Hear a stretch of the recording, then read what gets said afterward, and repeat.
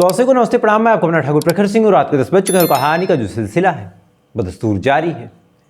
आज की कहानी शुरू करने से पहले आप लोगों को एक अपडेट, कल मैं लाइव आऊँगा, क्योंकि कई लोगों ने कहा कि बहुत दिन हो गए बातचीत किए, तो कल लाइव आके बातचीत करते हैं। आप भी अपने सवाल पूछिएगा, मैं भी अपने तरीके से अपने जवाब को आपके सामने रखूँगा। रात में ही ये लाइव होगा। कितने बजे होगा? 7 बजे के बाद का कोई भी वक्त आप बता दीजिए, उसी टाइम पे लाइव आएंगे और हम लोग अच्छे से बात करेंगे, एक दूसरे के बारे में जानेंगे।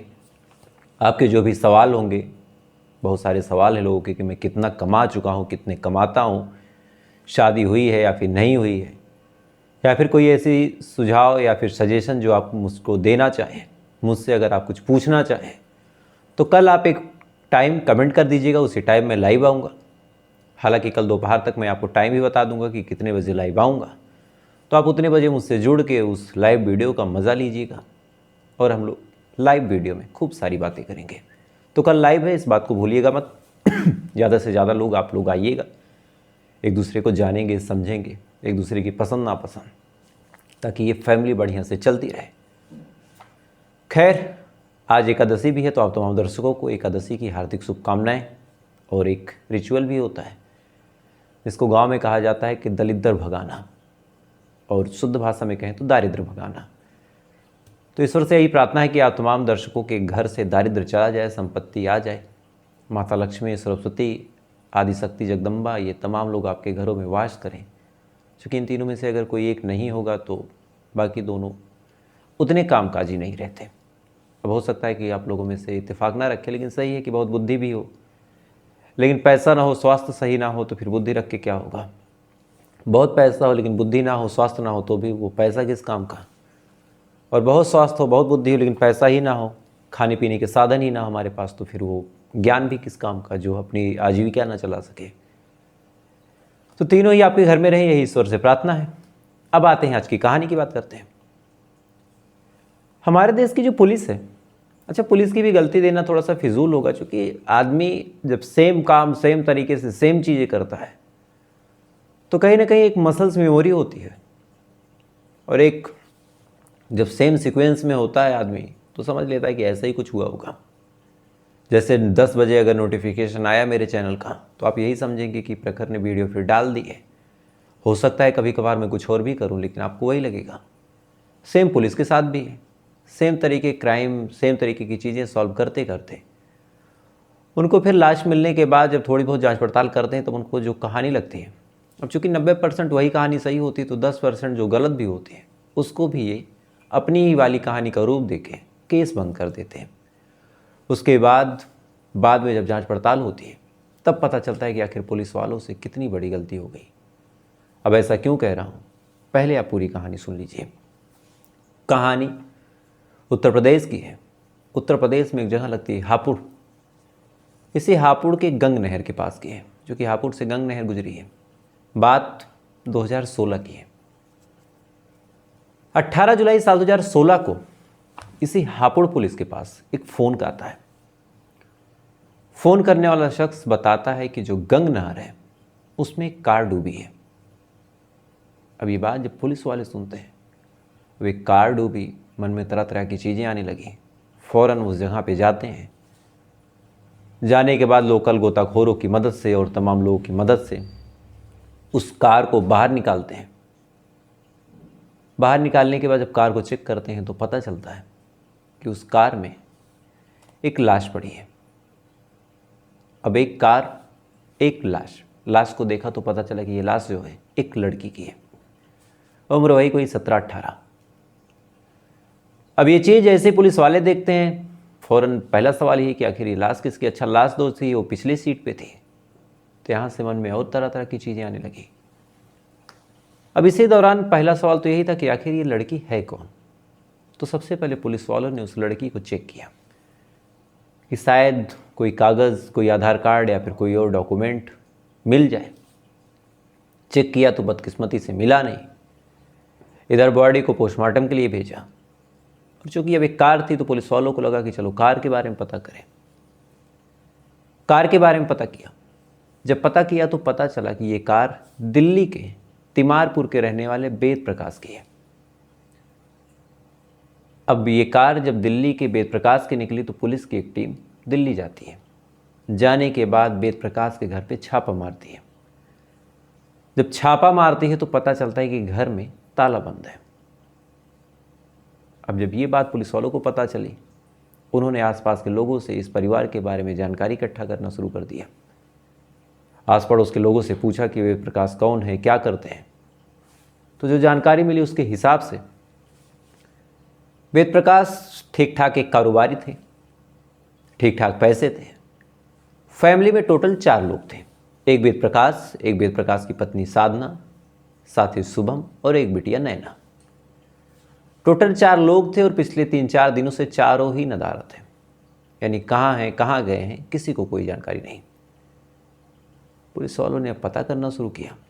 अच्छा, इसी दौरान चूंकि एक लड़की का नाम निकल के सामने आया था, नैना, तो पुलिस को याद आया कि एक लड़की मिली थी। अच्छा, इन लोगों से जब पूछा अड़ोस पड़ोस के लोगों से कि भाई उस लड़की की उम्र क्या है, यानी नैना की, उन्होंने जो उम्र बताई 16, 17, 18 साल, और जो लाश मिली थी वो लड़की, ये तमाम चीज़ें पुलिस वालों को कुछ मैचिंग लगी।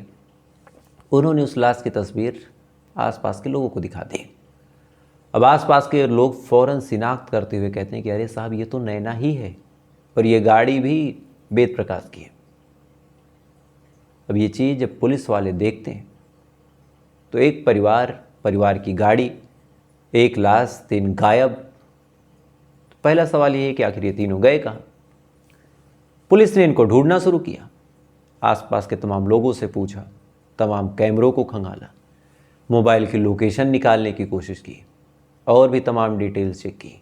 तो जब लोकेशन निकाली तो पता चला कि इन लोगों की जो लोकेशन है वो गंग नहर के पास ही है। उसके बाद से सबकी लोकेशन गायब हो गई। अब परिवार के 3 लोग गायब, गाड़ी में लाश, वो भी लड़की की। पुलिस वालों ने पता करना शुरू किया कि क्या परिवार और इस लड़की के बीच कुछ अनबन थी।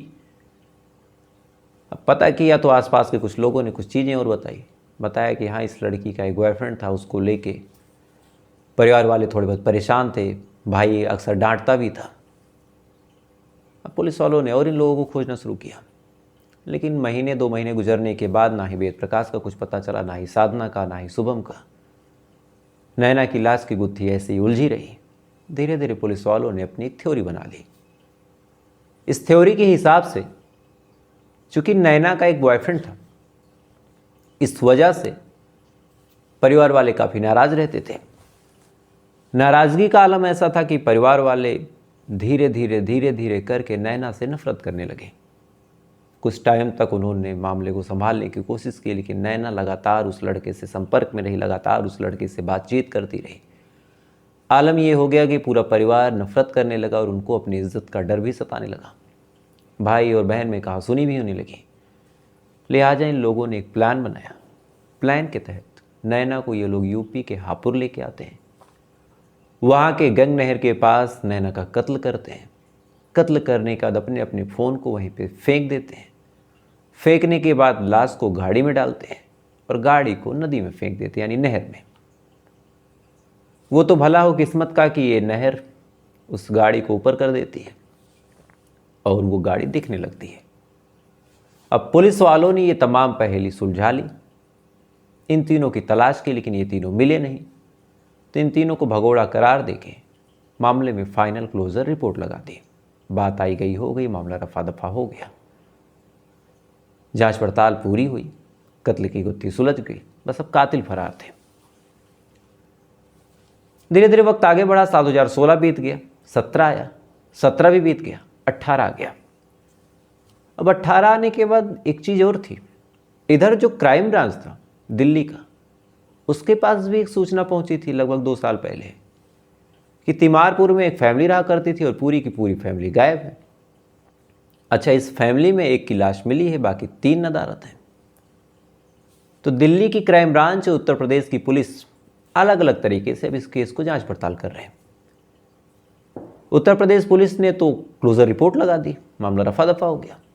लेकिन इधर जो दिल्ली क्राइम ब्रांच है उसने इस केस को खोले रखा और एक लड़की की लाश का मामला था तो कहीं ना कहीं अपने मुखबिरों को और तमाम चीज़ों को एक्टिव किया और जानकारियाँ निकाली। जब जानकारियाँ निकाली तो एक मुखबिर ने एक आदमी का नाम बताया और कहा कि साहब आपको अगर कोई कुछ बता सकता है तो उसका नाम है अभिषेक। पुलिस वालों ने उस मुखबिर से पूछा कि कहाँ मिलेगा। इसके बाद अभिषेक की लोकेशन बताई गई। अब अभिषेक की जब लोकेशन बता दी गई तो पुलिस वाले जाते हैं और अभिषेक को गिरफ्तार कर लेते हैं और पूछते हैं कि नैना और बाकी वेद प्रकाश, साधना और शुभम के बारे में तुम क्या जानते हो।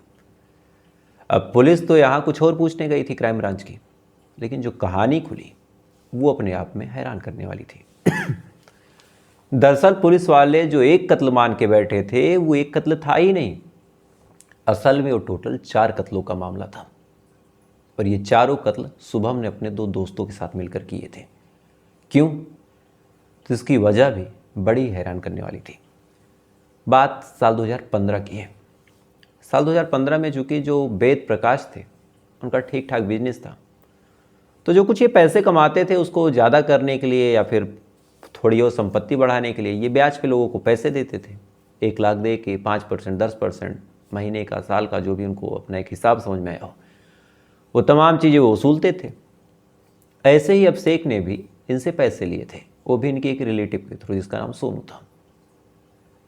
पैसे ले लिए, जिस काम में अभिषेक ने पैसे लगाए वो काम चला नहीं। धीरे धीरे वक्त गुजर गया, असल छोड़िए ब्याज भी नहीं मिल रहा। थोड़ी दिन बाद वेद प्रकाश लगातार अभिषेक को कहने लगा कि मेरे पैसे दो, मेरे पैसे दो, नहीं दोगे तो मैं पुलिस कंप्लेन करूंगा। ये तमाम चीज़ें जब वेद प्रकाश बोलने लगा तो अभिषेक को लगा कि यार पैसे ज़्यादा हैं, चुका मैं पाऊंगा नहीं, परेशान ये लगातार करेगा, इससे अच्छा ये है कि मैं इसको निपटा ही दूँ। जो कि इस बात को लेकर दोनों में कहा सुनी भी कई बार हुई थी। अब निपटाने की बात आई, लेकिन निपटाएं कैसे? तब इसके लिए उसने उस रिलेटिव यानी सोनू से बात की। पता नहीं कैसे सोनू भी तैयार हो गया, लेकिन अब इन दोनों को भी डर लग रहा कि हम दोनों की बस की बात ये है नहीं, पता नहीं हम लोग करें क्या, कैसे करें। इसके लिए फिर उन्होंने एक बावला नाम के आदमी से संपर्क किया। बावला बेसिकली एक सुपारी किलर था। जब बावला से संपर्क किया तब बावला ने बातचीत करके एक फिक्स अमाउंट पे कहा कि ठीक है, मैं कत्ल करने को तैयार हूँ। अब पूरे प्लान के तहत 17 तारीख को या फिर 16 तारीख को, कायदे से कहें 16 जुलाई साल 2016 को, अभिषेक वेद प्रकाश को बुलाता है। बुलाने के बाद पहले तो बातचीत करता है, लेकिन लगातार वेद प्रकाश जब पैसे की बात करता है तो वो फिर अंत में अभिषेक, सोनू और बावला मिलकर वेद प्रकाश का कत्ल कर देते हैं। अब उसका कत्ल कर दिया, लेकिन इसी दौरान एक और चीज़ अब सताने लगी। दरअसल जब वेद प्रकाश को इन्होंने बुलाया था उस दौरान ये हुआ कि अभिषेक ने वेद प्रकाश को जाते हुए देख लिया था, यानी अभिषेक को वेद प्रकाश से मिलते हुए शुभम ने देख लिया था, जो कि वेद प्रकाश का बेटा था। अब ये बात जब अभिषेक को याद आई तो वो डर गया। उसने कहा कि यार ये तो मामला फंस जाएगा।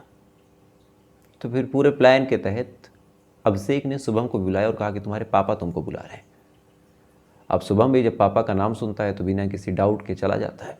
ये लोग शुभम का भी कत्ल करते हैं। अब 2 कत्ल इन्होंने कर दिए।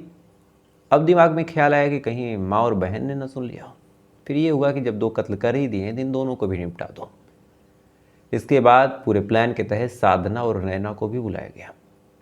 सोनू ने बुलाया तो चूंकि वो रिलेटिव था तो इन लोगों ने डाउट नहीं किया, ये दोनों भी आ गई। आने के बाद इन दोनों का भी कत्ल कर दिया गया। कत्ल करने के बाद उन लाशों को गंग नहर में एक एक करके फेंक दिया गया और सबसे अंत में नैना की लाश को वेद प्रकाश की गाड़ी में डाला गया और डालने के बाद गंग नहर में फेंक दिया। अब ये लाश और ये गाड़ी बहते बहते, चूँकि पानी का बहाव तेज़ था, जुलाई में पानी बरसा था, बहते बहते हापुड़ तक पहुँच गया। और वहाँ पे एक मछुआरे के जाल में जब ये गाड़ी फंसती है तब ये पूरी कहानी निकल के सामने आती है। और चूँकि 1 लाश मिलती है और 3 लाशें गायब थी, या फिर कायदे से कहें कि 3 लोग गायब थे, तो जो हापुड़ की पुलिस थी उसको यही लगा कि ये मामला ऑनर किलिंग का है और उसने इस मामले को ऑनर किलिंग में तब्दील करके क्लोज कर दिया।